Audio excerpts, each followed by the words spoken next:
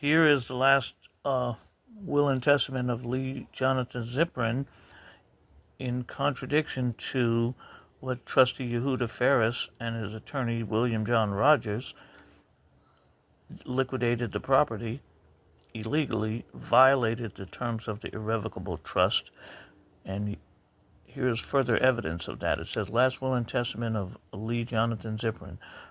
I, Lee Ziprin, resident in Berkeley and Alameda County, declare that this is my will. I am of sound mind and memory and not acting under duress, menace, malice, fraud, or undue influence of any person. I revoke all prior wills and dociles I have made. Second, I am single, separated from my former partner, Nancy Salgado. I have 2 adult children, Maxine and Flora Ziprin.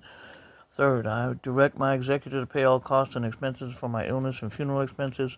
Also, I direct my executor to pay all my debts and taxes. I direct my executor to have broad discrimination of administration of my estate without the necessity of court approval.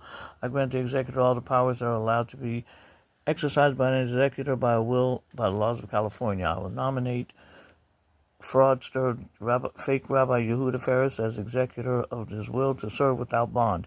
If he or she should fail to qualify or cease to act as such, I nominate Gabrielle Grossman as executor of this will to serve without bond. Fifth, my 50% interest in 1810 Grand Street will be divided as follows: 25% to Maxine, who never saw me in 6 years before I died of cancer; 25% to Flora Ziprin, who confessed in court that she never saw her father in 6 years of cancer from 2014 to 2020. 25% to be divided by my 3 siblings, Zia Ziprin, Dana Ziprin, and Noah Ziprin. 25% to be divided between Yehuda Ferris to pay for my burial and Gabriella Grossman with $1,500 reserved to pay my debt to Kathy Stein.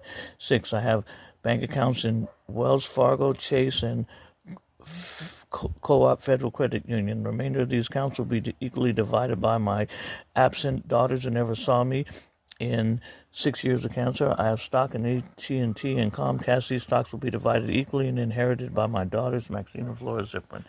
And they never did anything but sold them the property for $82,000 and didn't give my 3 siblings a penny. They got $4,000, and I've been dead 5 years.